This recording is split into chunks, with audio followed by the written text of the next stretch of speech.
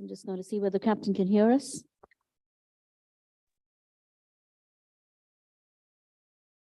Captain Bilal Ahmed is the chairman of IMEC. Captain, can you hear us? Yeah, hi, good morning. Yes, I can hear you well. Thank you. Well done. Yes. So we'll just introduce you, Captain.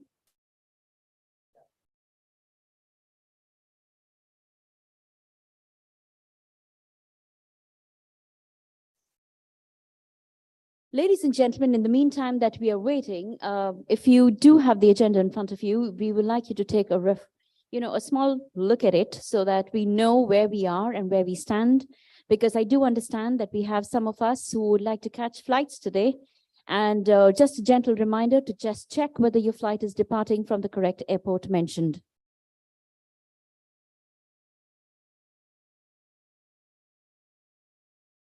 Yes, we are waiting for the audio profiles to begin. He is our keynote speaker and the chairman of the International Maritime Employers Council. And we are here to talk about innovation and trend mapping. I do believe that Dr. Sanjay Bhavnani is also not here. So it's over to audio.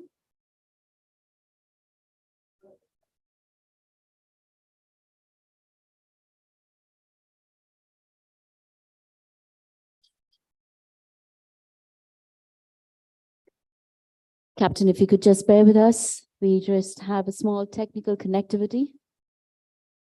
And thank you for your patience, Captain, much admired. Thank you.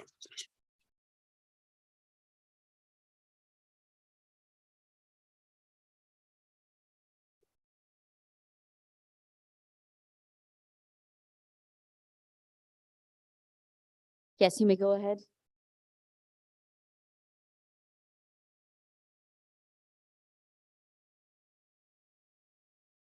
You can start with the audio. All right. I would like to go ahead and also, I think Captain Bilal Ahmed will address us first, and then we will move ahead to the next part of the session. Captain, it is over to you. Hi, good morning. I can't see anyone except my face and yours. But anyway, good morning, everyone. I hope the conference is going well. I personally could not attend, but I think my colleagues, our chief executive, Francesco, and our IMEC training manager, Rob, is there on our behalf. So I'm quite sure you must all have met them, and we are there to contribute as much as we can. Before I proceed, just a couple of things. Thank you for Captain Shaukat to invite me and my colleagues to join. We do believe that he's doing an excellent work with Naval Connection and bringing not just seafaring and the maritime side, but probably industry that relates to maritime affairs. So Captain Shaukat, thank you.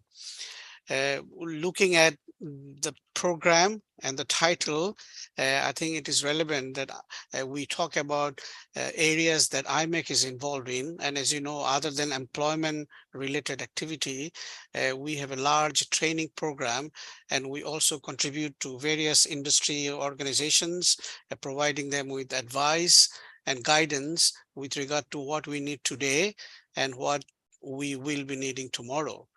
And one of the key issues that has come today, and the word is becoming probably a little bit too much or too many times spoken, which is decarbonization and what the seafarer's role is. And in IMEC and our colleagues, I think we all agree that the seafarers are the key to implement whatever technology is being introduced into the industry.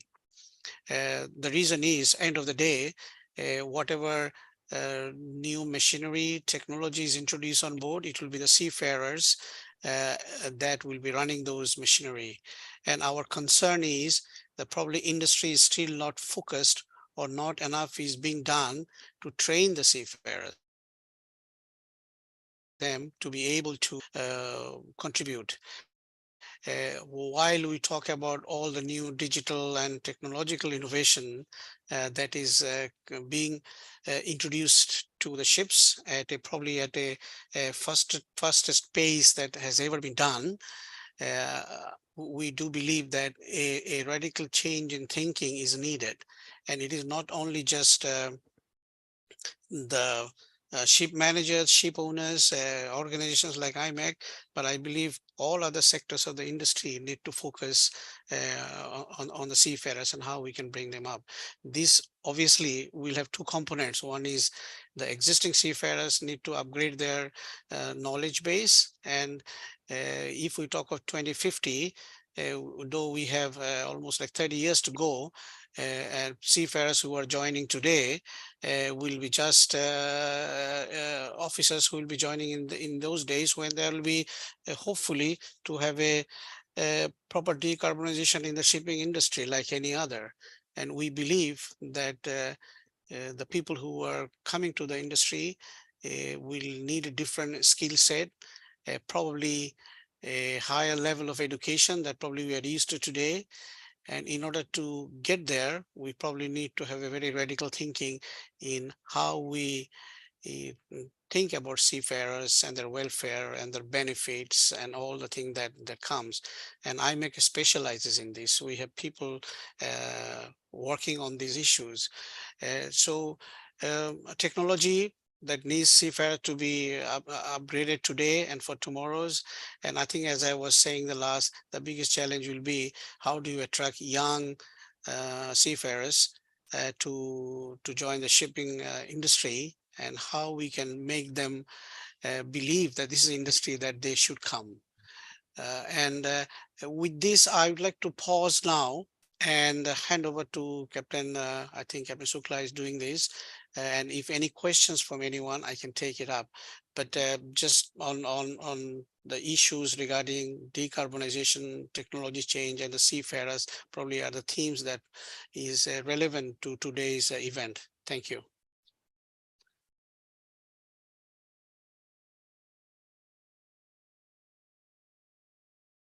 If the floor is open for questions, so Captain Shukla will moderate the floor session.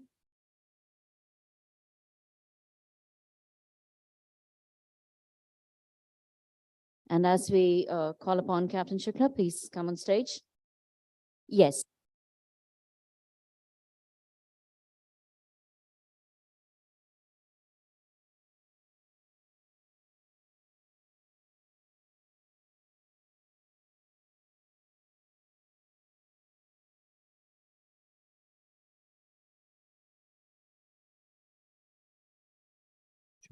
Captain, if you can hear us.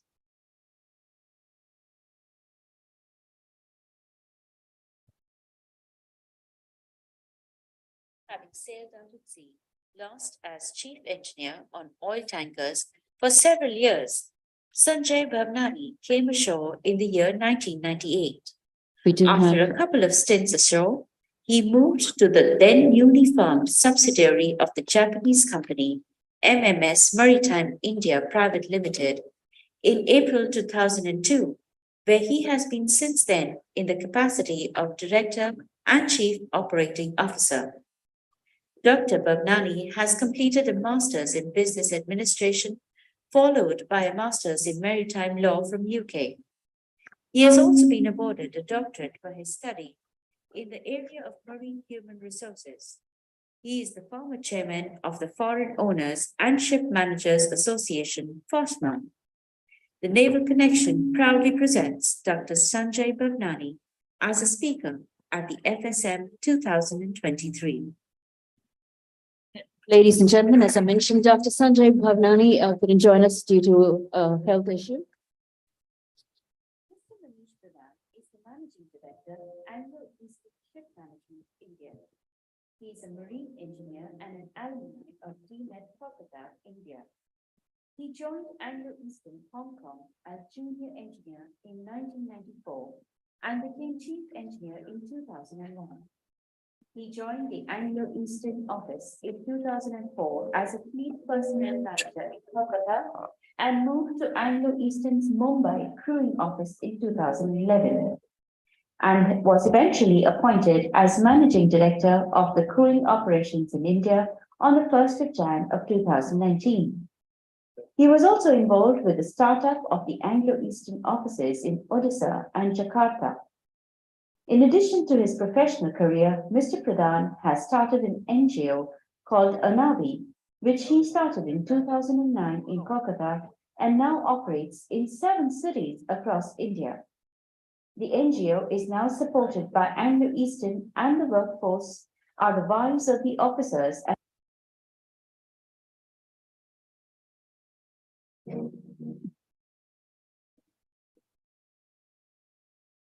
them 2003. Mr. Manish Pradhan. Captain Sankar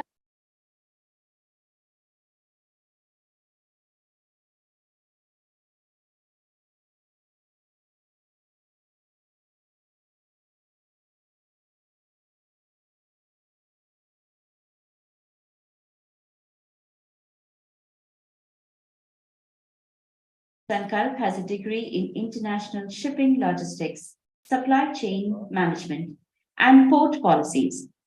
He was elected as the chairman of the Foreign Owners Representatives and Ship Managers Association, FOSMA, and is also the General Secretary MAPS, court member of IMU, member of NUSI ITF Trust, and board member of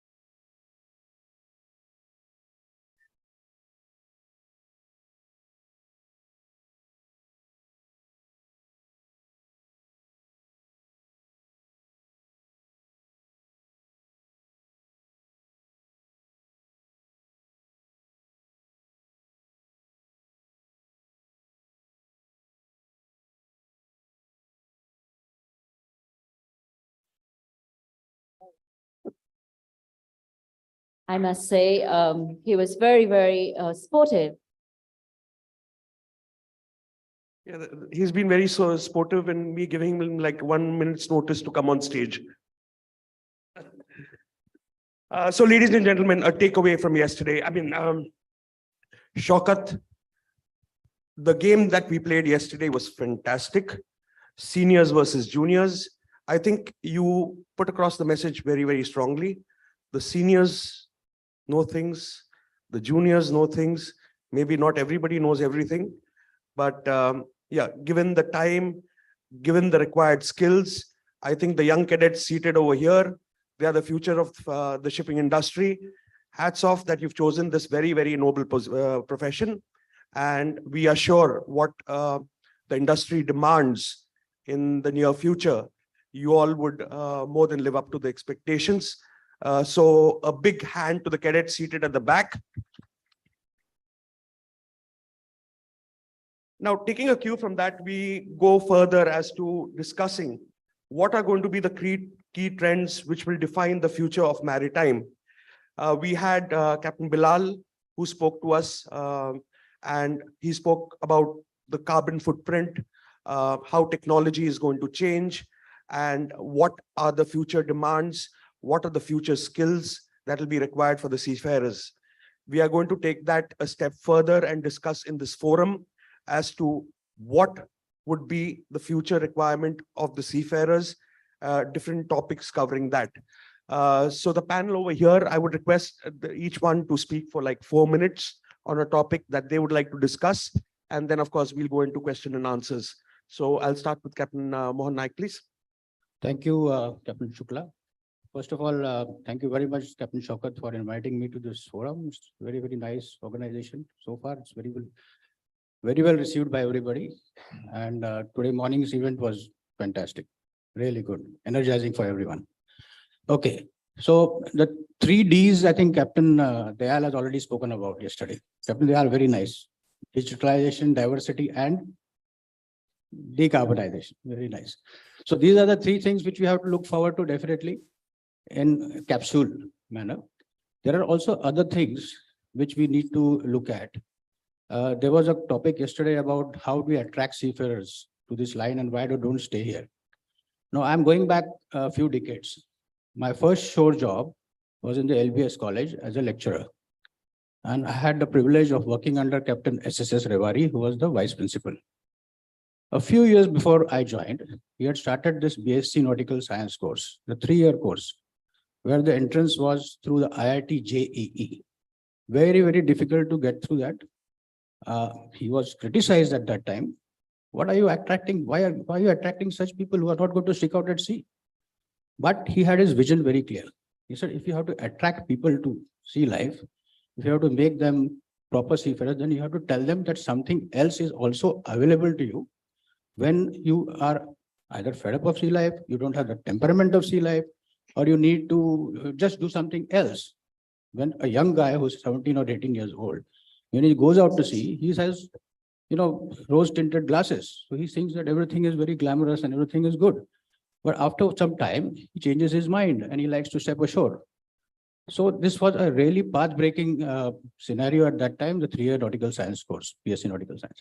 And I have seen so many successful entrepreneurs, successful even in the UPSC exams they have gone and have succeeded in having their own companies.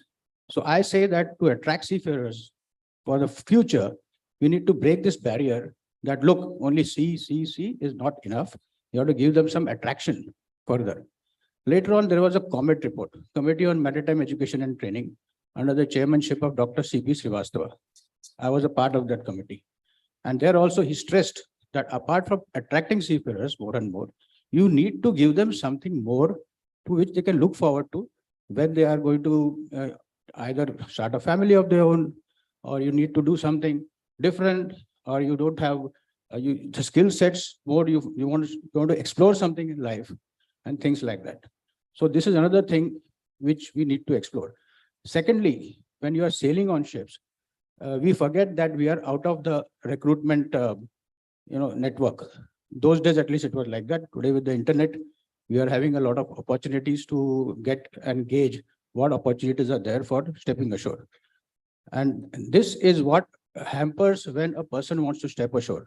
So I am not advocating that you should stop sailing, but you should have some kind of alternative to your normal sailing sea life. And that comes with these kind of courses, these kind of opportunities which are available. I'll give you another example. I hope I'm not exceeding my time. When I was enrolling for my LLB exam, there was a dean of law in Mumbai University. She said, "Oh, what are your qualifications?" I said, "I'm a master mariner." "Oh, then you cannot enroll for this 3-year degree course. I'm sorry. You don't have the skill sets." I said, "Why?" He says, "You don't have anything to do with humanities. You know what is humanities? What are arts?" I said, "Ma'am, I was commanding a ship with 30 people on board. So I know enough about, controlling people and things like that. So I know, I was all gung-ho about myself those days." So she said, "No, no, no, you have to enroll for your 5-year degree course." I said, "Ma'am, I'm already 40. I don't want to 45, I'll finish, and then I don't want to do my LLB for that time." So I had to literally go to the Mumbai University and try to get this equivalent thing, which is now very common. Those days it was very, very uncommon. I was the second guy who got it. So this, I'm just trying to tell you. Thank you.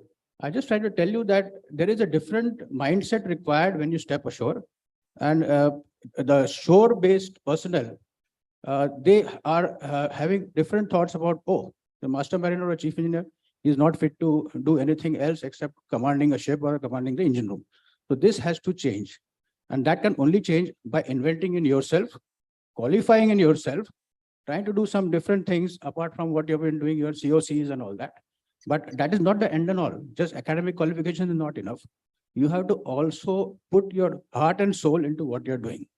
Now, in this panel, I think all of us are more than qualified as a master mariner, all of us, and including a lot of people here.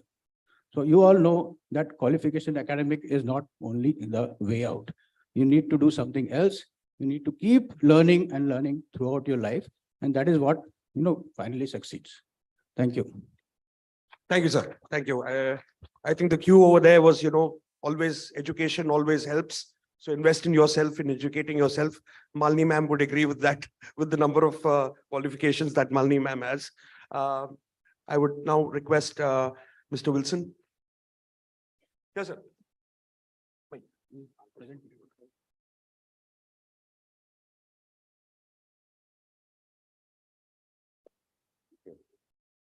Distinguished panelists, honored guest, and all the thousands of you watching online at the moment.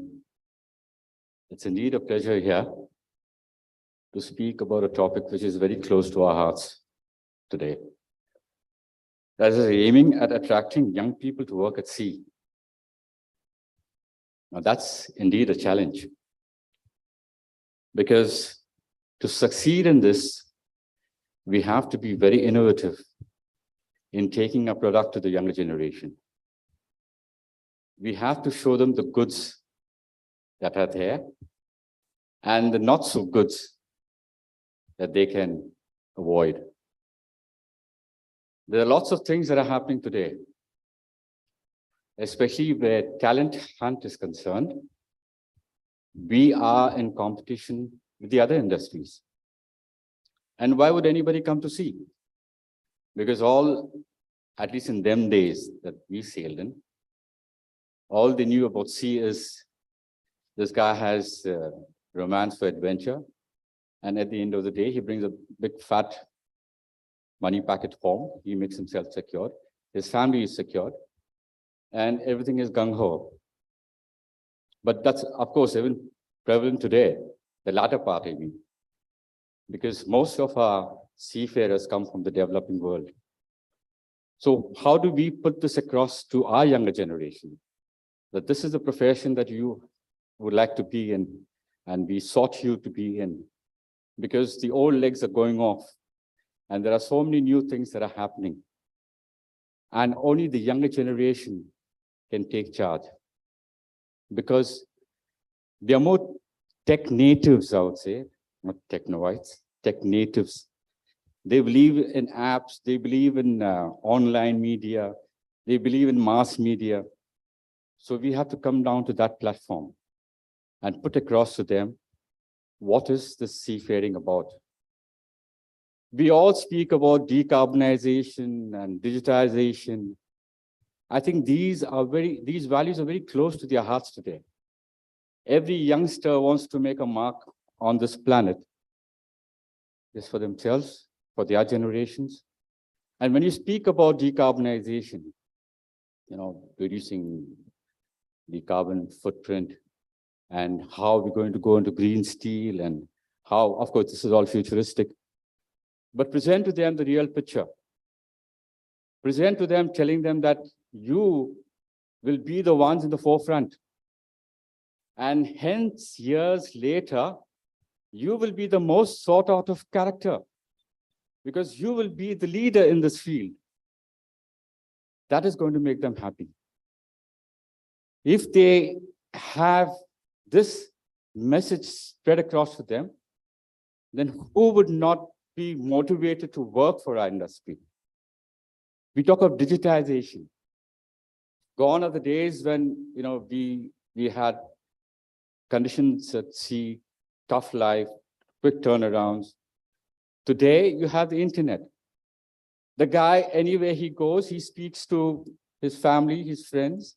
It's also a value-added thing for him to enhance his education. And, he's got things on board where he's very happy to take part in, health, hygiene. So given these pro points, go to this career fest, attract diversity, male, female.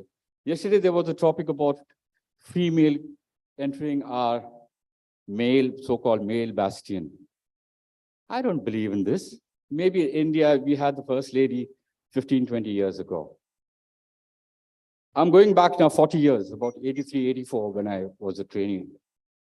We were in Princess Dock, Bombay, small cargo ship. And there was a ship behind us that just came in about 8 o'clock in the morning. She was tying up. And there was a big furore on the ship. Are, dekho, kya ho raha hai, kya ho raha hai? We all ran on deck, on the aft to watch all the dock laborers who were passing by had stopped with their mouths open, with their tongues hanging out. There was this fully manned woman ship, captain to cook, Swedish. And of course, even me, I had my tongue hanging out. We're talking about 40 years back now. So they were already there. So it's nothing new. We only have, because of our cultural situation, we got to put it better across to the ladies. Come, join this profession. There's nothing like a male bastion, whatever bastion you got it. So if we are more forthright with information to the younger generation, I think it's going to be a piece of cake. So with all this said, I say, this is an industry challenge. It isn't just not Malu Navigation or another company that comes along. It's an industry challenge. Let's put our head together. Let's work on the same platform. I'm sure there's enough of talent there that you can bring aboard. It's a huge challenge to walk along this road, but we should look at it with optimism. Thank you. Thank you, sir. Arun? Achha, you want Kunal to go first? Okay. Wise man last. So, Kunal. Good morning, everyone. Thank you, Sankalp, for catching me off guard. And since I've been termed as millennial, I'll come up with the millennial view. So, I mean, in every forum, in every conference, in every other industry forum that we go to nowadays, we are only hearing the 3 Ds, and which is very good. And I have just one view in all of this, and that is, are we as an industry, with all due respect to the stalwarts sitting here, are we doing enough? We are all talking about these 3 Ds. We are all talking about where the future lies, how do we meet our deadlines in 2030, 2040, 2050. But I am of very strong belief that we alone as collective industry assure may not be enough to get the desired results unless we percolate down to every single seafarer who is actually going to be on ground, who's actually going to go out to sea, and who's actually going to ensure compliance. I mean, without demeaning our biggest workforce, that's the seafarers, I don't think they have come to terms, they have realized where the shipping industry is shaping. Many a times, just to give you a small example, you tell a seafarer that, now IGF, the sustainable fuels and everything else is coming in more rapidly than we ever thought. So when you call a seafarer and you speak to him and you tell him that, okay, you got to do this basic training, then you have to get a basic endorsement, then you have to do an advanced training, then you have to go on a ship for 1 month, you come back, you do your certification, and then you are the IGF man. You're all set. Sir, I'm happy on ME engine. I'm happy, sir. That, sir, is going to come 5 years down the line. We'll see, you please see somebody else. So what I feel is that the seafarers, the current generation, the sailing, floating staff of all our companies, this is what is my experience, and I'm sure most of us are dealing with this. They are not realizing that it's going to hit us much faster than we actually anticipate. So I think we need to think more on how do we trickle this down to our seafarers.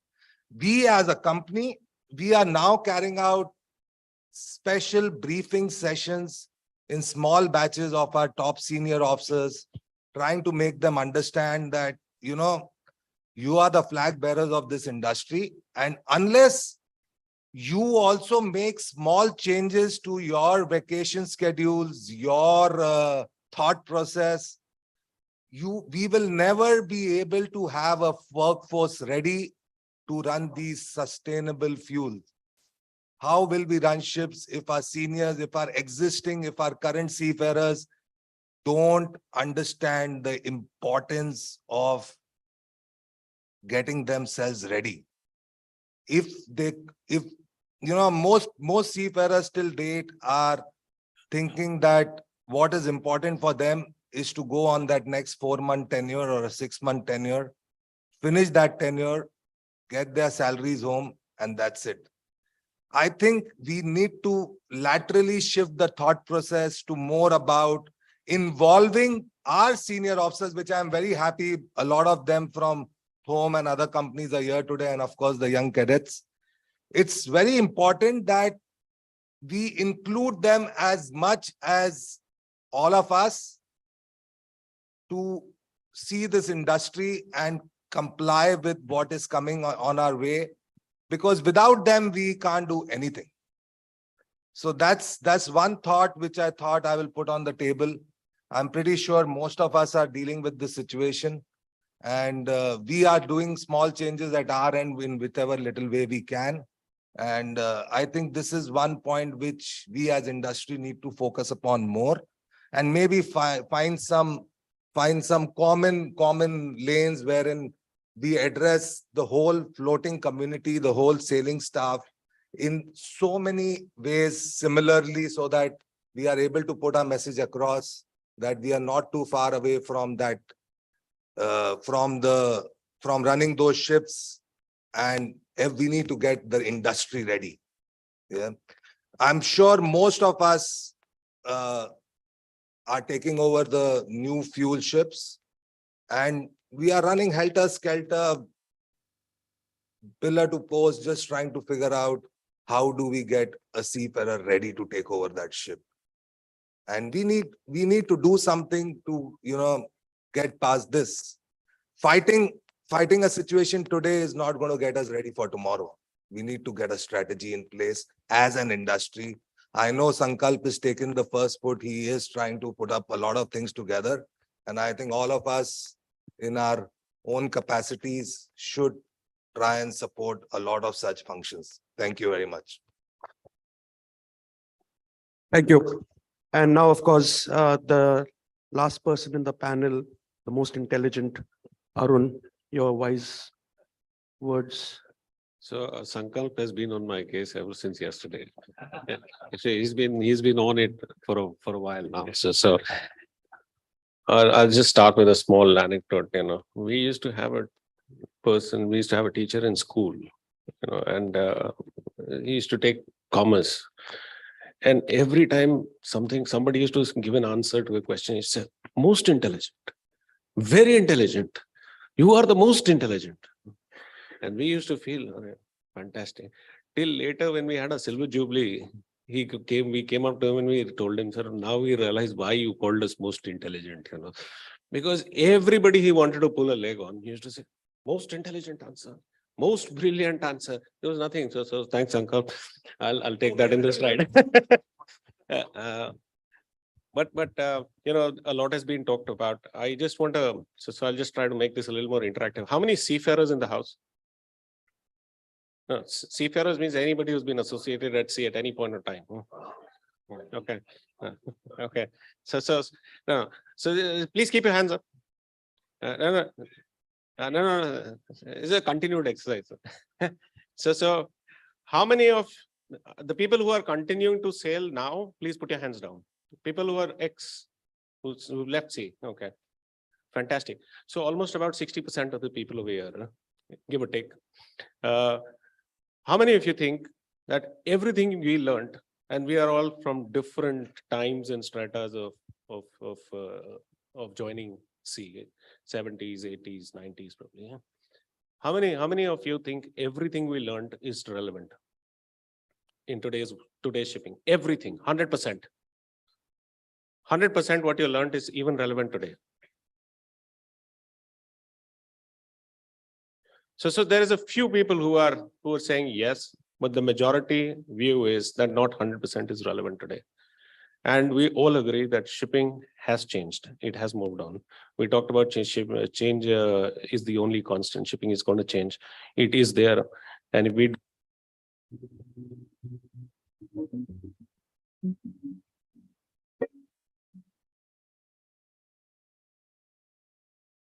so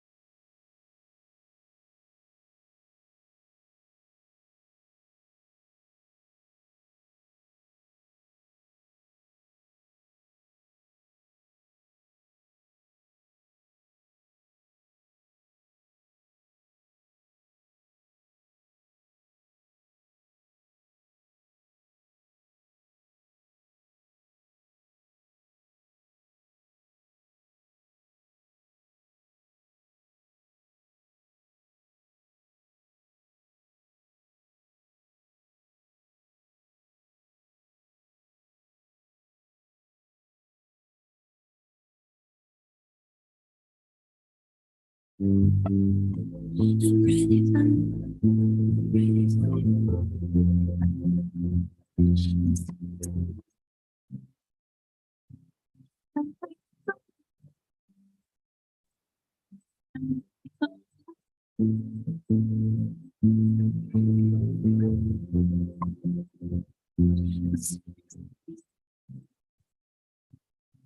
waiting for you.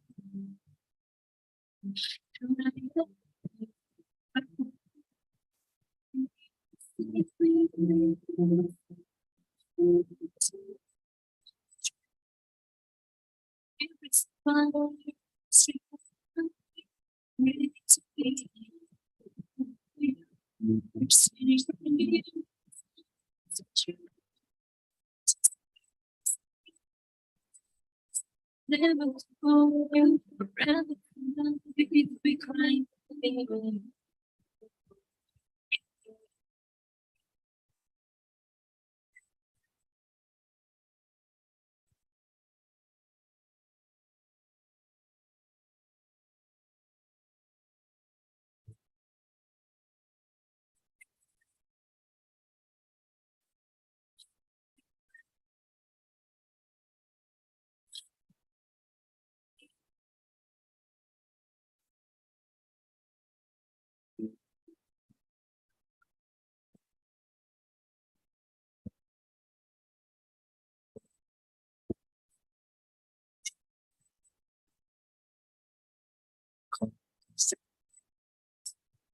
Love to see you and sit down over there and watch you over here.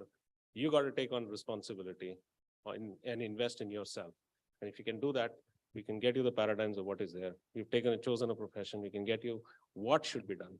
And then you can move on and take on this world. I think the future is there for you. Somebody said yesterday, very inquisitive generation, very intelligent. Absolutely. If you are, show it. Take on the role. Yeah, that's a challenge I throw, guys, back to you, boys and girls.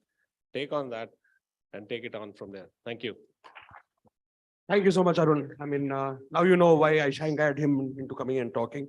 And a cue from here that I'm taking back is I've got a maritime training center, which I'm going to rename as Maritime Education Center. You had a very valid point over there. So, I mean, a lot of things came up over here during the talk over here.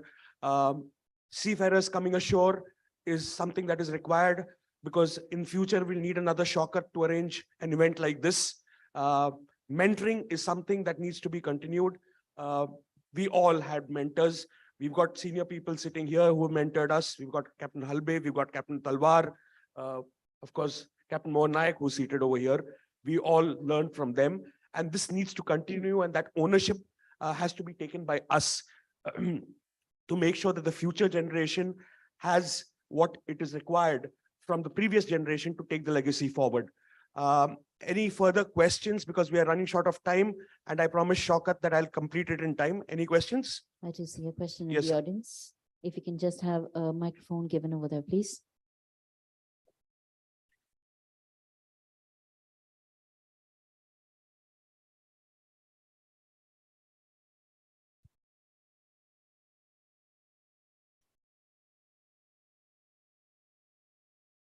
Good morning, everyone. Good morning, sir. Just that we are talking about 3 Ds, I would like to add one more D with my experience at sea for 40 years on the ships. I've been sailing for the last 40 years, and I think one of the D which we mixed is delight. Our experience at sea was delightful. We went out to sea, we had adventure. We went into port, we had excitement of getting into the port. And on board, we had a lot of fun. Number one, alcohol is out. Yes, it has reasons. One of the most delightful things is out of sea. But the delight, when I get a ship into port, the thing I look forward to is that I have a flag state inspection. Or I look forward to a port state inspection. Or I have a SIRE inspection. Or I have a ISM audit, internal, external, third party. So inspections, checks, audits. So there is no delight which is left when a ship comes to a port like join the sea, see the world. So if you want good people to come out to see, that delight factor has to come back. And I think all agencies, all missions, everything has to look at how we put back, and more on monitoring, more auditing, and more this, how we can go back to having a good seafarers and, a good life at sea where. An IAS officer of 1984 batch, Maharashtra Academy. I would request that we could look at.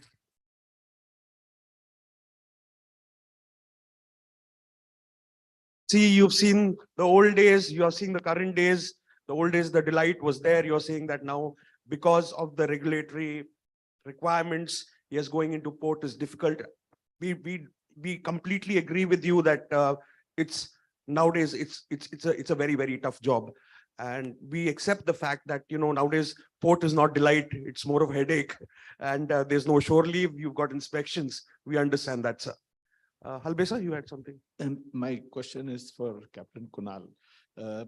You raised this valid point about changeover to the new fuel and the challenges you are facing in re-educating the seafarers and certification. Very true. But please do remember that this is on the backdrop of the pandemic. And during the pandemic, it came to light that the world in general has been most unkind to the seafarers, absolutely unkind, everybody possible. After the pandemic, when the IGF comes in, we now say, it's your responsibility. Come on, give me a break. Come on. Why is it my responsibility? What about your responsibility? When I say your, I mean, everybody on the other side, on the shore side. And despite everybody standing on the treetops and shouting, if you have seen IMO Circular 4204, which talks about seafarers being key workers, and ICAO joined it, and UN joined, everybody joined in. A lot of paper was printed, but nothing happened on the ground. And even today, we continue to be unkind in some of the ports. So in this backdrop, do you really believe that the seafarer will show up front and say, I want IGF, I want a new IGF, I want a third IGF? You think he will do it? Sir, I completely agree with you on the point that we were all in together when the pandemic hit us, and I cannot agree any lesser that seafarers were not given the respect they deserve in every single manner. However, my point of view is that, ships have to run, the global economy has to service the world, the ports, and the only people who can do this are the seafarers. Nobody is, looking at putting a gun on their head. But the only thing that I personally, in my own belief, see missing is that though they are aware of these coming in, they are somehow not relating to it at a pace at which they should be relating to it already, because the deadlines are not too far. So the point that I was trying to make was that, we need to just make them understand that, this is coming in very soon, and we can't do it alone unless we have them on board, wherein they start getting themselves trained, relate to it more than getting trained for it. First is to kind of get them ready to relate to it, because currently now there are not many who are ready to relate to the fact that, they need to service these ships, or they will be eventually going on these ships. So if we can achieve that, then definitely everything else will fall in place as we move ahead. Well, the woes of seafarer, and unfortunately what happened during the pandemic is, I totally stand by with you on that. I mean, we were together in that, and we've seen how it was all panned out, and well, that's another discussion on some other day. Thank you, Kunal. I think what Kunal is trying to say is that we need to be proactive rather than reactive when it comes to what the future requirements are. Thank you very much. And Albesa, you saying that seafarers were a forgotten race during the COVID? Yes, but not in India. India, in fact, set an example for the rest of the world. The industry stood together. The administration support that the administration gave us, chartering flights, getting our seafarers back, I think, and Captain Halbe was in the forefront, where I think for 3 months you slept for what, 2 hours in the morning? Because the flight used to take off early in the morning. So till the flight took off, you never used to go to sleep. Please, a big round of applause for everybody here who made it happen. So seafarers, be rest assured, the Indian shipping industry, the Indian government will not let our seafarers down ever. We don't have much time. Thank you, Shaukat. Thank you, everybody on the dais. Thank you all, lovely audience. And Arun sir, always. Thank you, Captain Shukla, but we request you to be on the dais. Captain Shaukat will now go ahead and give you a memento of your appreciation. Thank you for being here with us.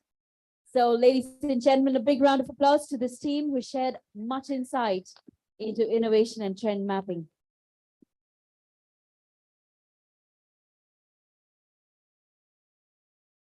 Ladies and gentlemen, also in the interest of time, we would request that if while the panel discussion is on, yes, ma'am, Leena Prabhu, ma'am, if you would like to please join us on stage to hand over our tokens of appreciation. Ladies and gentlemen, please put your hands together as we welcome. Oh, I would like to say that, a very charming and dignified young lady.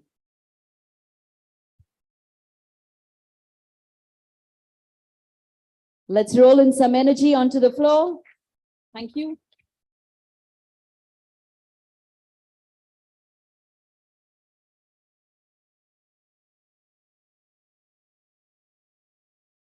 Thank you so much.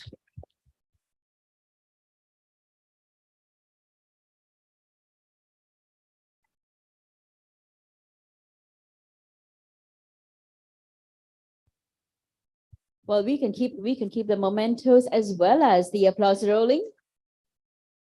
To all our cadets sitting right at the extreme left corner, we could show some energy and roll that applause as well. Let me see that. Oh God, you're awake. You're energized. Thank you, ma'am. Thank you, ma'am, for joining us, and thank you, team, for being with us. Hello. We already do have our next speaker, Jillian Carson Jackson, and that's going to be a panel discussion on building value for the future. I would like to roll the audios for our panelists.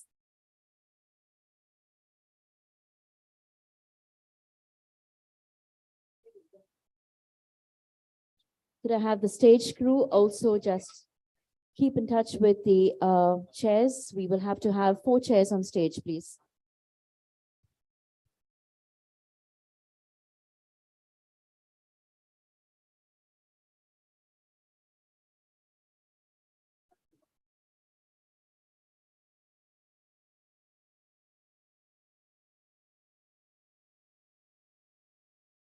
We're waiting for connection.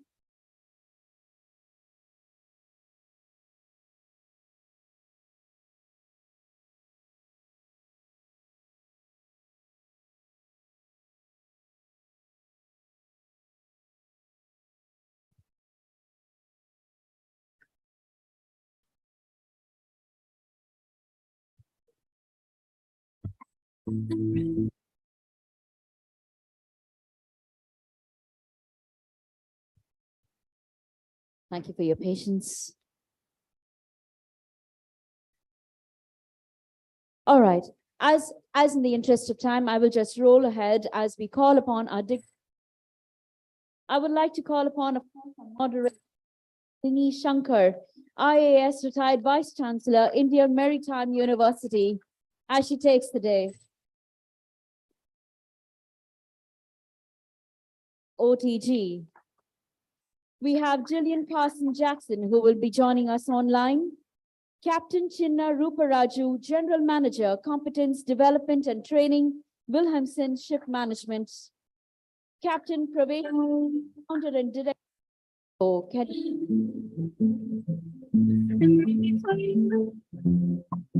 In Maritime Trainers Guild. India, Sri Lanka and Bangladesh, DNV.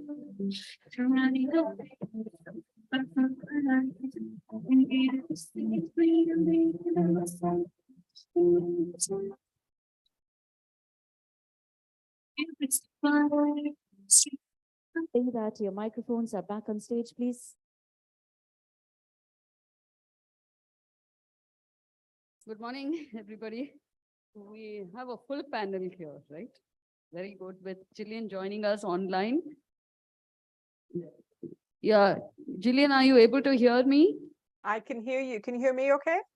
Are you muted? I'm unmuted now. Can you hear me? You're not muted, so I think we have technical. How about we try that? Can you hear me now?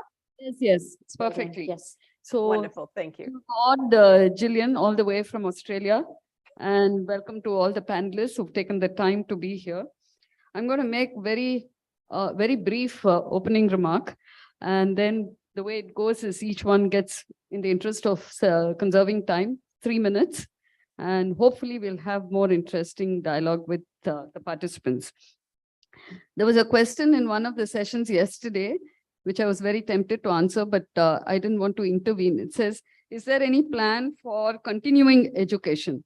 Very, very briefly, that was a question posed. And there will be, you will speak on that. The National Education Policy actually talks of continuing, not only continuing education, but also something called credit bank, where you build your credit and you can actually step out of education, come back into education and build your credit so that you, at some point, you can get a degree. He will speak more on that. But as far as the Indian Maritime University is concerned, there are steps being taken. We've already mapped the COC and Master Mariners course onto the academic requirements of any of a central university. And soon we should be offering a more flexible program that will allow COC holders to get at least an MBA degree, which will help them, a master's degree, which will help the COC holders translate the education and the training towards shore jobs or even diversify their future. So those are two things I thought. There are other things which emanated from yesterday's, discussions. And I think we're talking about AR, VR, everything, but there are places, there are universities and there are training institutions, there are countries which have already gone into metaverse, right? So I suppose we also have to look at how quickly we can keep up with the changes and expectations. With those words, maybe because Gillian has been waiting for a long time on. Gillian, over to you. Your 3 minutes starts now. Oh, thank you very much. Okay, I better start my clock then. Thank you so much. And I really wish I could be there in person. It looks like you're having an amazing event. What I want to do is to start off for my discussion. I'd like to start with what we know, and that we know that we're in the smart age. And if we're starting to think what the future training will be, let's continue to look at what we know. So we have smartphones, we have wearable devices, we have these connected devices. Within this Internet of Things, which I'm sure you've already been discussing, we have supported networks. We have sharing of data in near real time and data analytics, informatics really at that heart. And really informatics, or maritime informatics, is that science of collecting and processing and storing and using this data. So what else do we know? Well, we know that we're in the midst of what is called Industry 4.0. And we are on the cusp of Industry 5.0. So if you use the QR code that I believe that you have on your tables, you'll find that there's a poster that was developed by colleagues of mine at the University of Tasmania, the Australian Maritime College last year. And it looks at this connection between Industry 4.0, the Operator 4.0, and Education 4.0. So how can we address being human and looking at those future skill sets and that educational element in an increasingly digital and connected world? I'd like to present 3 core points on this one. The first one is innovation. As humans, we are innovators. We work with data. We work with the tools that are available to us. We can now begin to innovate in a manner that is shared with our digital counterparts, learning with and working with the technology to meet identified needs. And those needs are always changing. We'd have to have a bit of a crystal ball to really know where it's going to be in the future. But if we're able to innovate and continue that innovation and work with our digital counterparts, we'll be able to look to that future. I think the second key point for me is trust. If we're looking at leadership skills and those human skills, leadership skills are always based at some element on trust, on respect, a shared sense of purpose towards a goal. And as we begin to move into a cyber-enabled environment in Industry 5.0, I believe that we need to trust that what we do, what we know as humans, what we can do, and also then to trust what the machines can do. So this means not necessarily understanding the intricacies of the technology, but knowing what it should do and then knowing when it isn't doing it. And the third point I'd like to bring forward is collaboration. So I love a definition that a friend of mine once shared many years ago. An expert is someone who knows more and more about less and less until they know absolutely everything about nothing. So I believe a core skill set, and just as you mentioned earlier, a core skill set for the future is this ability to continually learn, to collaborate, and to realize that we are communities as experts, that we need to interact with each other and have, as my colleagues have put in the poster, this concept of cognitive interaction with intelligent machines. Now, I think there's going to be more questions and discussion, but I'd probably best leave it there for now. Thank you. Thank you so much, Gillian. May I now request Mr. Andrew Ward to say a few words. Great, thanks, Dr. Malani. A couple of caveats to start off with. I work for a technology company, so within my employment contract, it states I have to use the word ecosystem, and I have to talk about the civil aviation industry as well. So, yeah, it is interesting, right? There was a question earlier about the administration burden on the seafarers. I think the technology is already coming through. You have bill of ladens now that are coming through that are sorting this issue out in hours rather than days and weeks. So I think technology is there to help the seafarer. It will take a lot of the hassle away from port calls and these sort of things.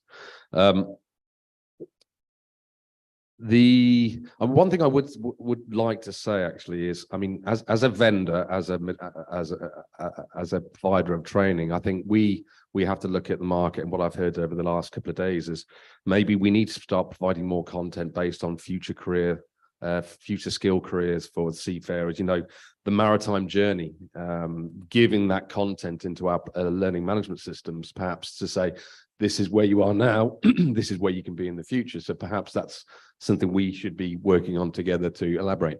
The other area that I'm quite passionate about is the systems are getting more and more technologically advanced, right? You're not opening up engines like you used to.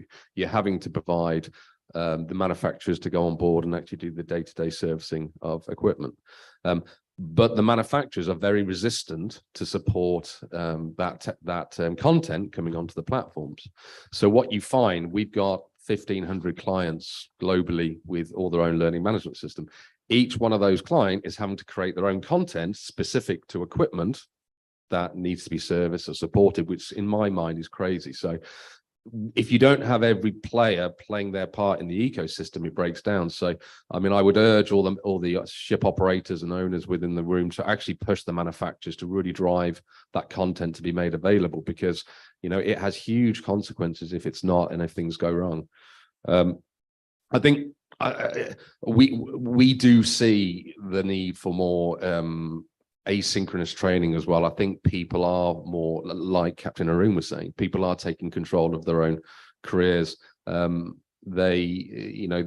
learn differently. We have different kinds of technology. We have VR, we have gamification, we have micro learning, which we're developing as well. So and that builds into that individual learning journey, I think, which is becoming more, people are accepting that and they're wanting to do that.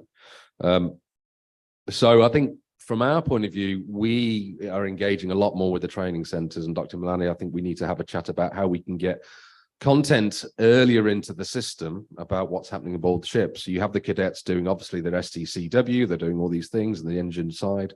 There's a lot of content out there that they're going to be experienced to, but they only experience it when they're on board the ships. So we can provide that content, and we can provide it to the training institutes, so people are aware, the cadets are aware what is happening.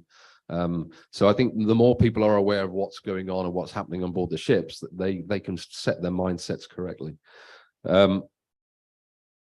So yeah, it's an interesting one. I think it is an ecosystem. I think it's more than ever. I think the data points are coming together for us as well as a technology company.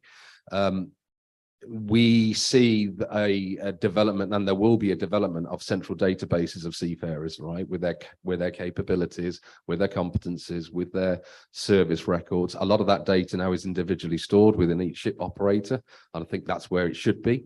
But I think going forward, I can see a lot of the operators now working with companies such as ourselves to say, okay, let's open this up a little bit and see whether we can get any insights into where people are now, where they need to be. So that's, I think, the next thing. The human element is the technology that hasn't really developed yet, and I think that's the next step forward. Thank you, Andrew. For the benefit of the youngsters who are sitting there, because we didn't put the introductions there, Gillian is the Managing Director of JCJ Consulting Australia, and she was heading the Nautical Institute earlier. Andrew Ward is the Sales Director of APAC OTG. Now I would like to invite Captain Chinna Ruparaju, who is the General Manager, Competence Development and Training in Williamson Ship Management, to speak on this. Thank you, ma'am. Respected members of the panel, my friends in the room, and those who are watching us online. I'm grateful to Shaukat and his team for this opportunity to be here. In my position with Williamson, I have the unique opportunity to be a part of the competence and development team globally. In addition, I head one of the best recognized training institutes in India. At the risk of running foul of what Captain Arun said, yes, it is a training center.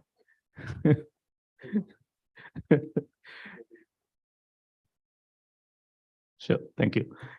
So, in my opinion, one of the biggest challenges facing ship managers with respect to maritime training is the forget curve, which none of us can avoid.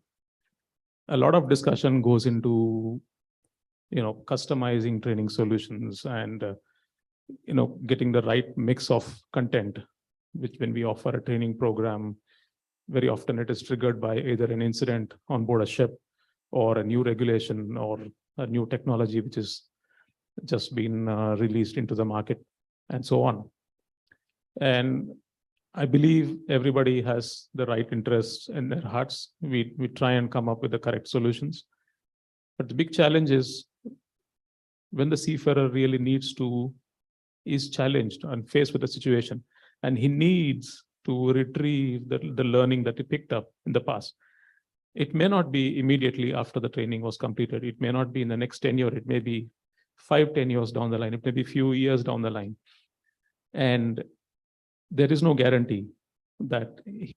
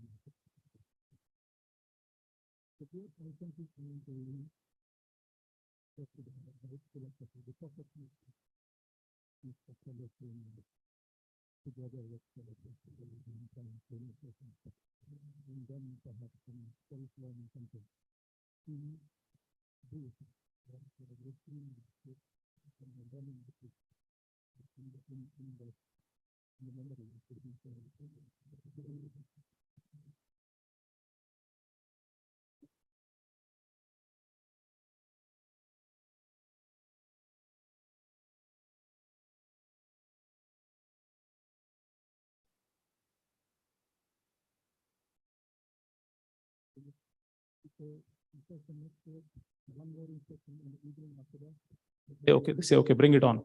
They're very eager to perform. They're very okay with taking on targets. And I think they're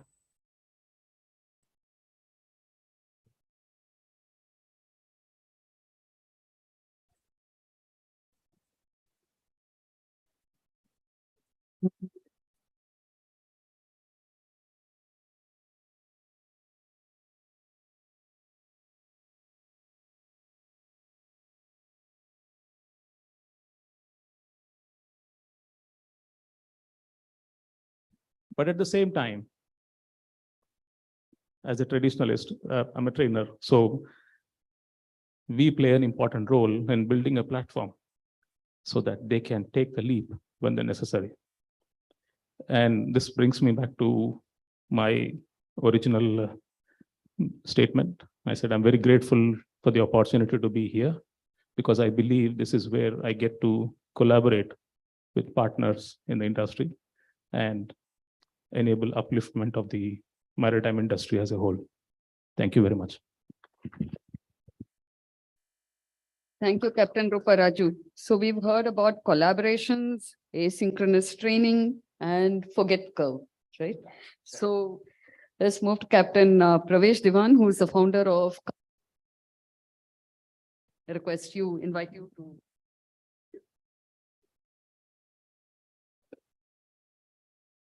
Yeah, good morning, everyone. Once again, thanks to Shaukat for this opportunity to share some thoughts. Yeah, so when we are discussing internally amongst the panelists who are here, informal discussions, and the thought was about training or learning. Arun. So we have to be very careful about using the word training now, after that interaction we had with Arun. So sharing my personal experience, I was an onboard trainer. Please bear with that. So I was an onboard trainer and working with several principals. And the experience was, the management was investing their money. They were committed to training. But what was the actual experience on board? So land up on the ship and, the conventional training methods were being deployed. And the experience was not exciting at all. The guys were just going through the motions of, sitting through a training session. So the idea was how do we evolve out of this situation? And it's the same seafarer, 10 guys sitting in the room and watching a video or doing a CBT or whatever. And this was 4 o'clock, or, traditionally everybody knows 4 o'clock is the time when, we have a training session. And virtually you have to drag these guys into the training room or the mess room or the smoke room for this session.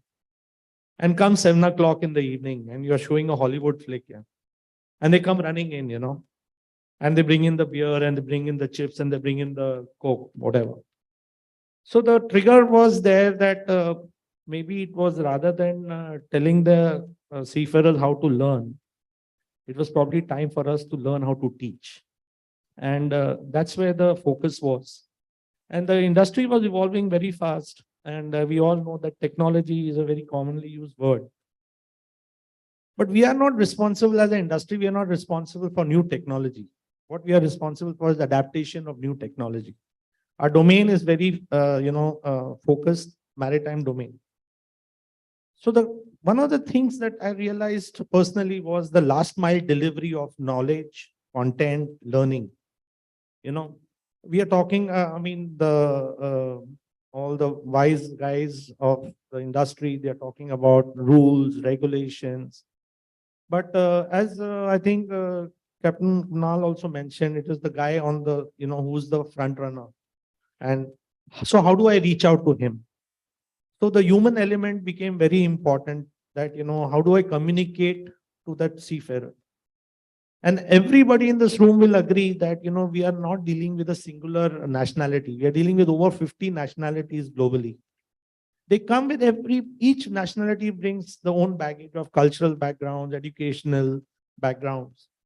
So one of the commonly used marketing pitch I use is, let's do it the Hollywood style. Because that's what binds the entire seafaring community. Whether we like it, we don't like it, we have our opinions about it.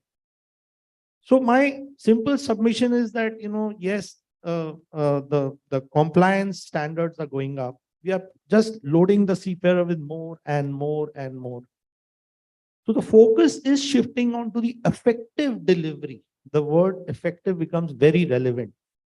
We don't have more than 24 hours. So that means the tools we use may be gamification, or maybe use simulators, or micro learning. Perfect. Go for it. Whatever suits your appetite. But we cannot lose the focus that 10 people are deciding for 10,000 people. So it is our responsibility not to just dwell upon the regulations or learning methodologies. That effectiveness has to be incorporated in our scheme of things. So it is, and we all know that also someone mentioned that we are integrating with the rest of the world. The shipping as a whole, it's no longer insular. So again, if we are talking about the seafarers, or not only the seafarers, we all know that what works better for us in terms of learning or in terms of training. So I would just wind up by saying that, focus on the last mile delivery. That is very, very important. It's very easy to draw big documents and, big processes, but do give it a thought as to how does the last guy, the seafarer, consume information in an effective manner. And that's all I have to share. Thank you so much. Thank you so much, Captain Dewan. Now I request Captain Prabhat Nigam for sharing his views. You can use the podium 3 minutes.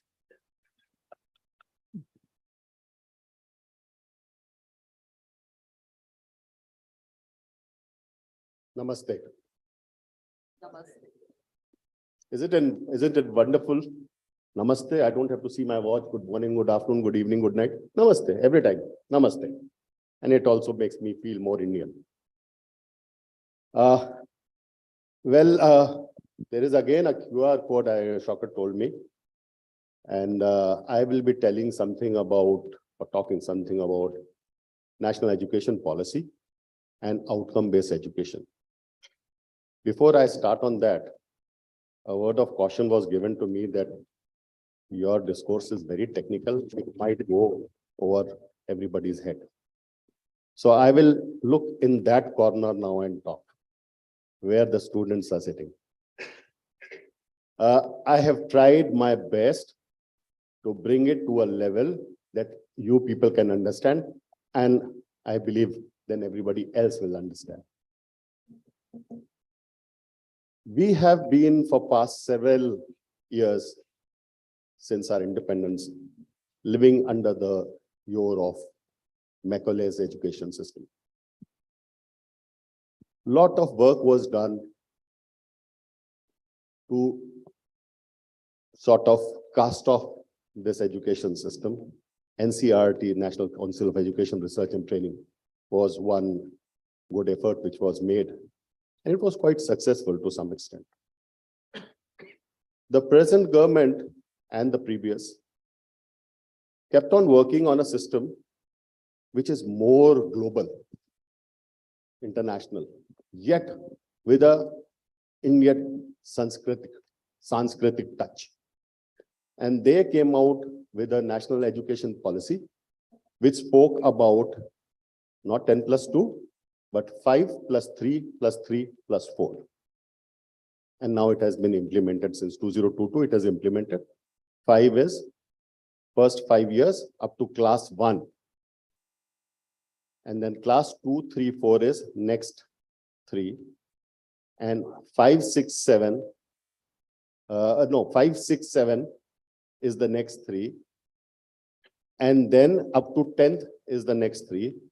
And after 10th, that is your intermediate and the certificate course, which leads to degree, is the +4. Why this? There were 9 focus areas. If you can just scan the QR code, it will be in front of you, the 9 focus areas. Sure. It's there? Okay. So when I'll speak, you'll be able to relate about it. And amongst these 9 focus areas, I'll talk only about 4, which relates to maritime education and training. The number 1 is multidisciplinary and holistic education. Yesterday, Ganpati University was speaking about holistic education, that it is not just maritime training, but also we give holistic education. So that is the focus area number 1. How you time it, how you plan it is under various universities' power and scope, that how you do it. Focus area number 5 is motivated, energized, and capable faculty. I repeat the word, motivated, energized, and capable faculty. I would like to ask you cadets one question. If I make a program for you and do not give you a choice, you have to follow, which is happening today. Say, be it BSc Nautical Science or BTech Marine Engineering, whichever course you are under, a fixed program is there. Or I open some windows and vistas where you see for yourself कि इस line में मुझे ये पढ़ना होगा, इधर ये पढ़ना होगा, इससे मैं ये बनूंगा. Which one would you choose? Second one. That is called outcome-based education. That is the result of this national education policy, which is outcome-based education. You decide. It is no more teacher-centric education. I may be a very good teacher of navigation or stability, but I am of no use if he doesn't want to learn navigation and stability. Maybe he wants to learn something else. Maybe his interest is something else. If I drag him into that, he may get a degree, but that is not his passion. Here comes what Dr. Malini Shankar said. Whatever you study stays in a bank called ABC, Academic Bank of Credits. You leave that, go to another subject of your choice. After certain years, you feel like coming back to this particular course where you had studied 2 years ago, your academic bank of credit will again get revived, revitalized, and you will get the credit for that. So your education is not going waste.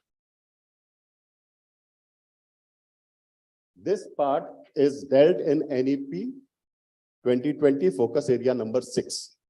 It tells about governance and regulation. So the rules are being made for governance and regulation. Being a member of NAC, NAC is a National Assessment and Accreditation Council of India under UGC. It is also my statutory role to proliferate NEP and a dual role which I'm doing as a mariner as well as a NAC assessor. And last but not the least, the focus area number 9 is what everybody has been talking about yesterday as well as today, is technical use and integration in knowledge. The technology, disruptive technologies are happening. How we take use of it, how we make use of it. Do not become slaves of the technology. Make use of the technology. The mindset, which through a lot of case studies, which people have spoken about here and other conferences, is because of technology or half knowledge of technology, accidents are happening. People call it technology aided accidents, be it in EGDIS or something which was shown yesterday. Is he there? Captain Kunal was there? No, okay. Yes. So that kind of thing where you are not using technology to develop your IQ, EQ, SQ, but you are becoming a slave to the technology that, nay, there is something wrong. Let me put a wrong position to say that I'm right.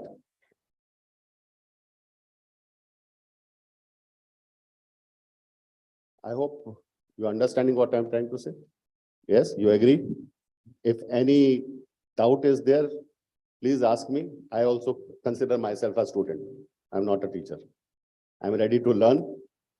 And as we said, mentoring reversal process. Please ask me Captain questions. Nigam, I think, I'm it's just concluding. yeah, because what you're saying is so interesting. It probably is No, I'm worth concluding. considering I a have separate session. put a stopper. Thank you. So that was the last thing which I asked, because generally after every lecture, I ask my students, "Samajh mein aaya ki nahi?" So I end here. Thank you. Thank you so much. Thank you. No, but Captain Nigam is also the founder and president of the Maritime Trainers Guild. So he has a lot to share. And the students would benefit from an interaction with him separately. Yes. So last panelist in this session is Uday Chaitanya Ganivada, who is a country manager for DNB in charge of India, Sri Lanka, and Bangladesh. Mr. Ganivada. Thank you, ma'am. Good morning, ladies and gentlemen, respected panelists. So all of us have been talking about the 3Ds. So I'll take a step back of where it's coming. If you look at IMO, it has come up with the targets of carbon reduction by 2008 and 70% by 2050. So what that means to the shipping industry is that, it has to evolve. So we're talking about all the new fuels, be it LNG, LPG, methanol, hydrogen, or ammonia. So just to put it in some numbers, if you see as of 2019, if you look at all the new ships that are being built, 6% of the ships as of 2019 are being built with alternate fuels. And that number doubled by 2021 to 12%. And as we speak, all the new ships that are being built, it's over 20% right now. So the regulatory requirements now initially start with all the new construction of ships, and slowly it becomes retroactive requirements and to the existing ships. If you look at our own backyard, for example, in Cochin Shipyard, I don't know if any of you have seen, yesterday they have announced that they're building two. They're going to build with fuel cell. It's future ready for a container ship for a Dutch owner. And they also, Cochin Shipyard, I know last year they have delivered 2 autonomous ships for a Norwegian owner.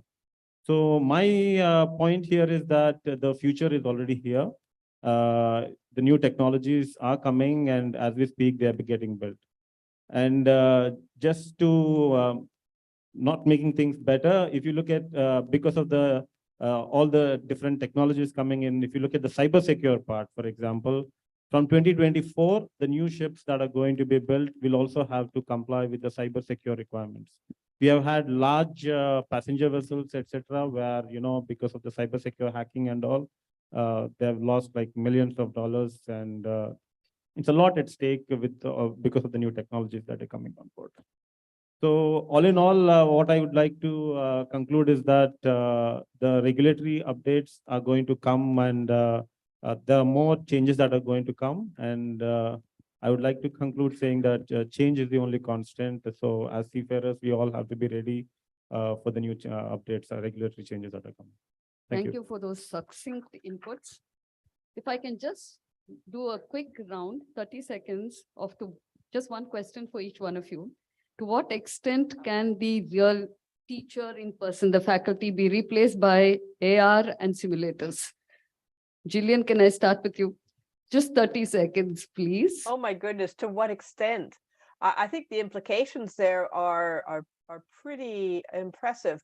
I think if we go back to some of the comments on continuing to learn and the concept of competence-based training, learning to focus on the outcomes, there's actually an opportunity to provide the tools then that we can use to learn, and that could include simulation. Now, to what extent, that's really hard to say, because actually the development of the training with those tools is going to be from an expert educator looking at the approaches that we can take.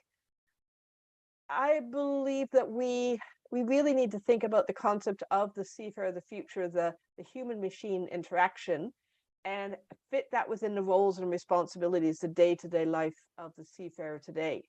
There was a really good comment about the last mile. So we know seafarers are key workers. We know that maritime really does matter.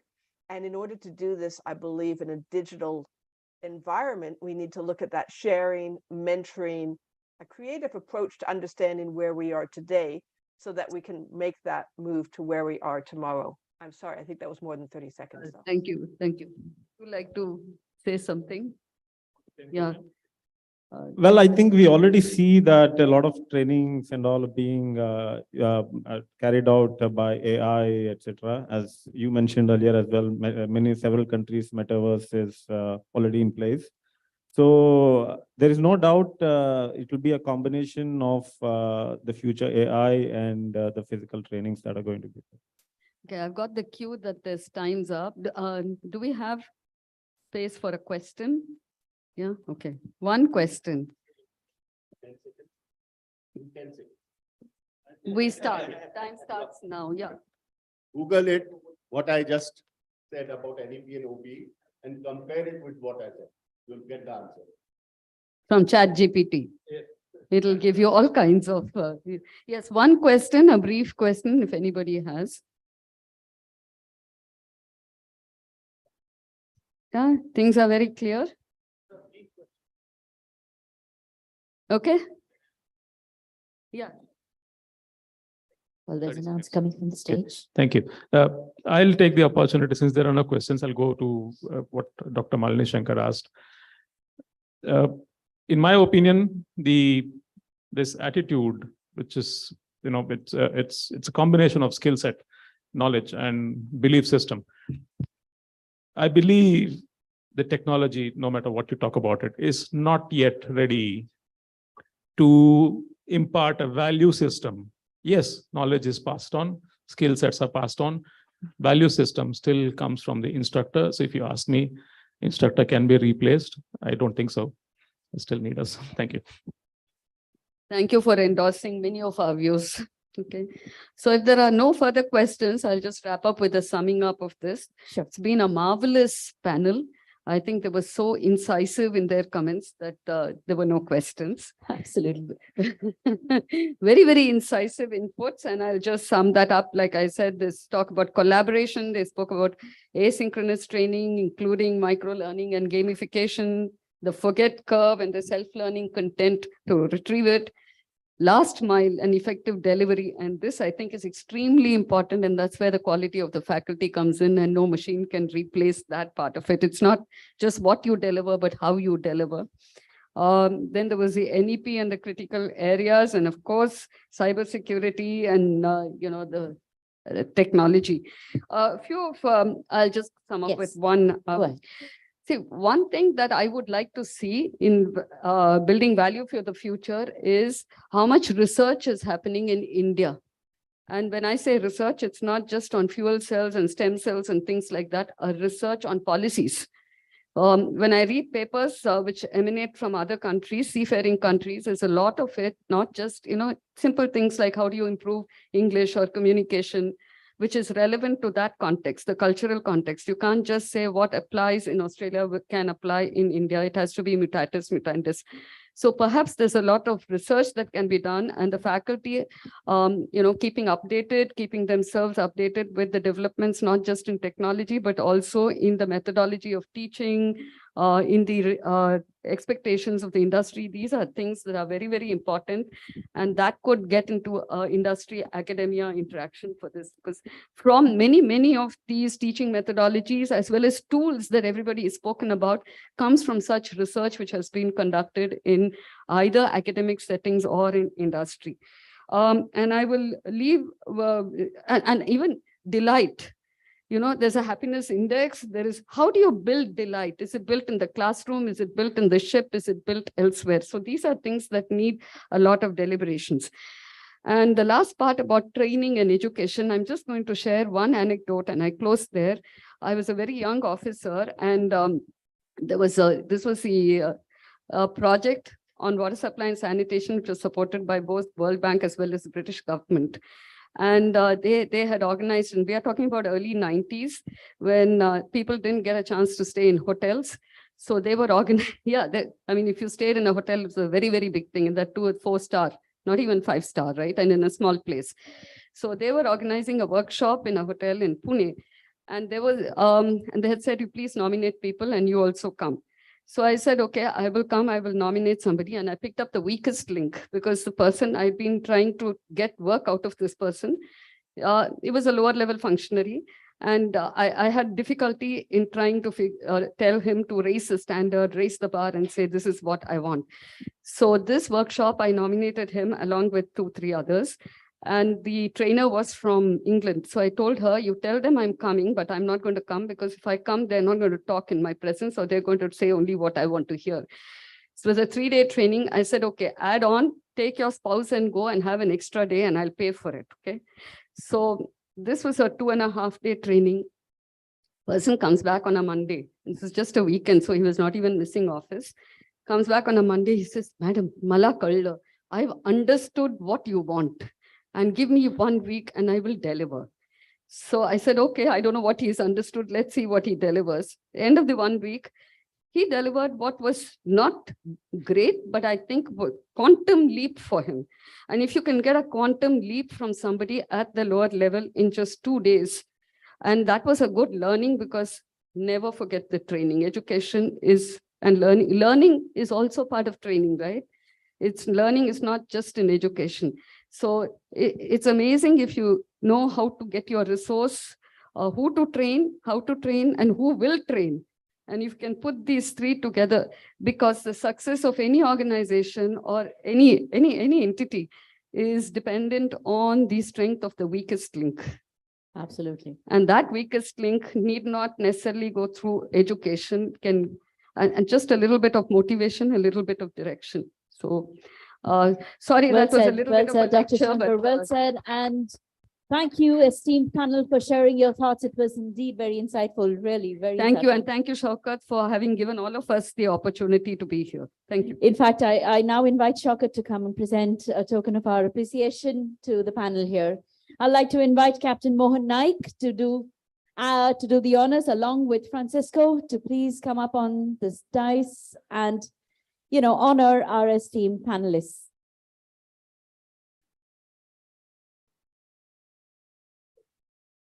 I think we can do with a huge round of applause. I know there is a chilled break awaiting all of us for some Indian chai and coffee. I'd also like to thank Jillian,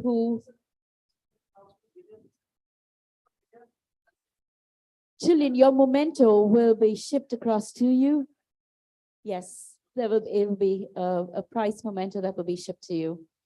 And yes, Francisco is handing it over to Uday.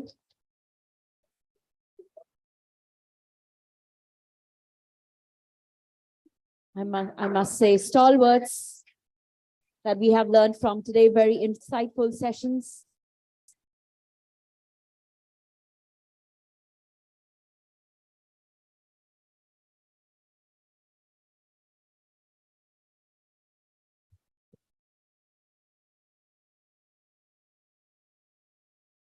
Ladies and gentlemen, we can do a louder round of applause. Thank you to the esteemed panelists with us. Thank you. Thank you, Jillian, for joining us. It was indeed a pleasure to see you online and with us as part of the panel. Yes, Doctor. And also, Dr. Shankar says a big thank you for sticking to time. Captain Shaukat. Yeah, so we are running on time now for a change, ma'am. Right. We did run on time yesterday too, even for the dinner. So before I let you go for the chill break, I just want to take 2 minutes. Have you all distributed the? Yeah. So this is one thing I want to draw your attention to, and Arun, if you want to talk about this also, and then say something. So we have just launched the e-MBA program on behalf of Company of Master Mariners.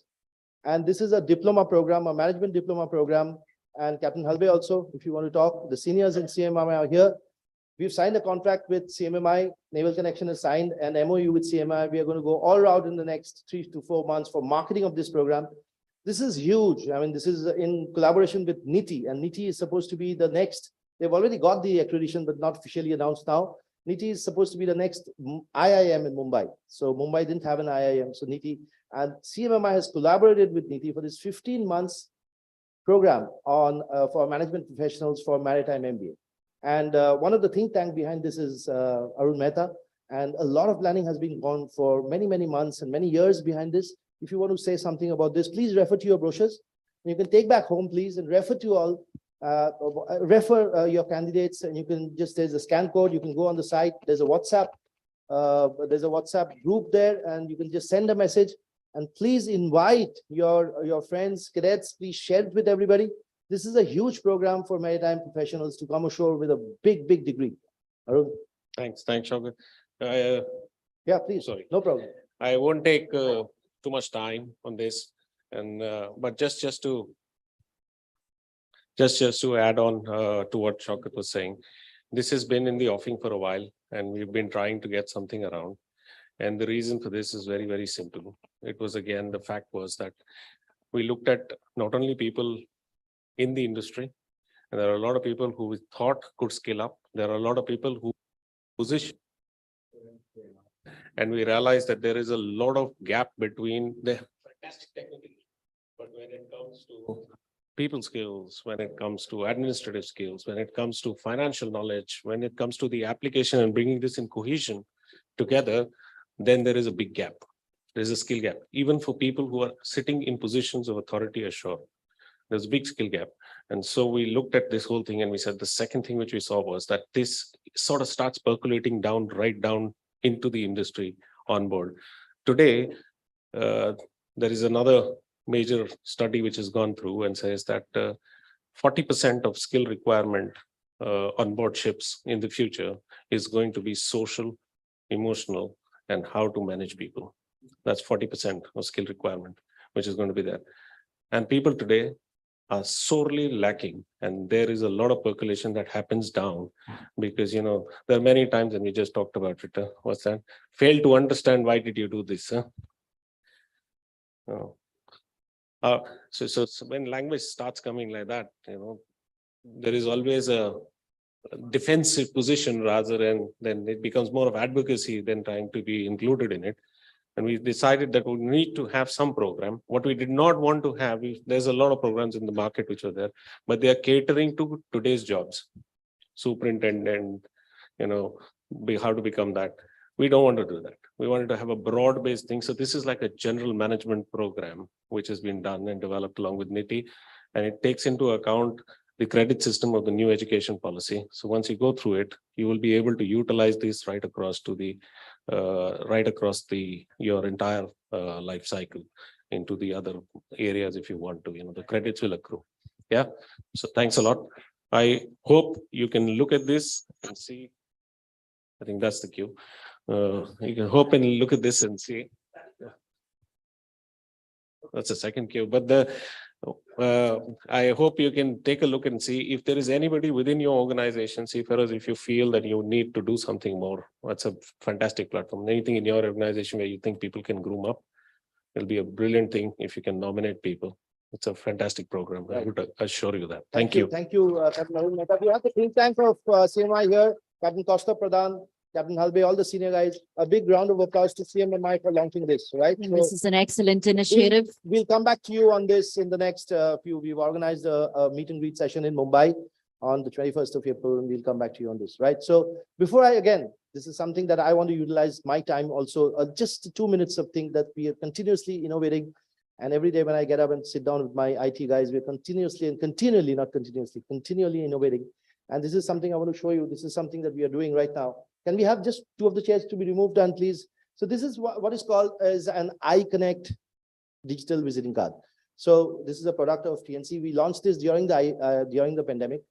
And in the pandemic, we had some Japanese guests. And I went and gave my hard copy visiting cards, and he didn't accept it, you know, because he didn't want the copies in his hand. So So that's the time when we came back and we had the meeting, and this is what so what you see now is a WhatsApp business card that you can send to your friends, relatives, you can store on your mobile computers, and all these icons are finger clickable.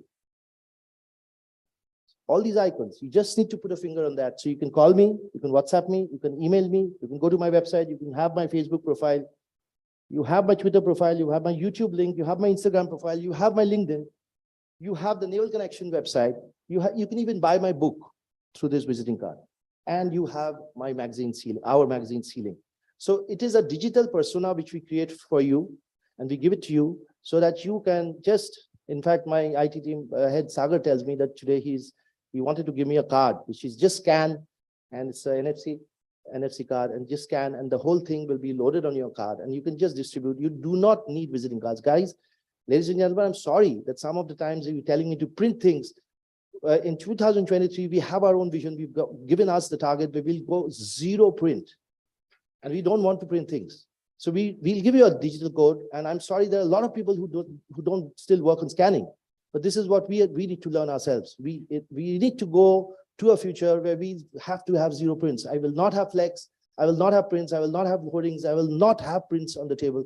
Everything will be digital, right? So if you please get in touch with Sagar, if any of you want your own personal iConnect digital visiting card, it's fantastic. I went to Wilson's office and I showed him this, and everybody came, and we just gave them their own iConnect visiting card. So this is one of the innovations. In the next tea break, or before we go, I'll show you one more, right? So after chill break, we're running in time. If you don't come back in time, we'll no longer run in time, right? So we have Captain Ashok Mahapatra next on the line, joining for a huge panel discussion, a relevant panel discussion on seafarers' votes, and Captain Jay Kumar is going to moderate that. So, hello, let's have some chai, pani, and let's come back for the session. Thank you. Thanks, Dilip. Thank you, Shaukat. Ladies and gentlemen, we will reconvene back into the conference room in 10 minutes from now. 10 minutes, this is your timeline. We really have a hard stop today at 3:30. This is in lieu of your flights. Please do have a check again of any flight changes of time as well as airport. Ladies and gentlemen, the hotel has also informed us that the rooms that have been occupied have to be checked out at 1:30 latest, by 1:30 p.m. So if you're wanting to check out, there's also a room that is the locker room where you can keep your luggage if you would like to check out at any point right now.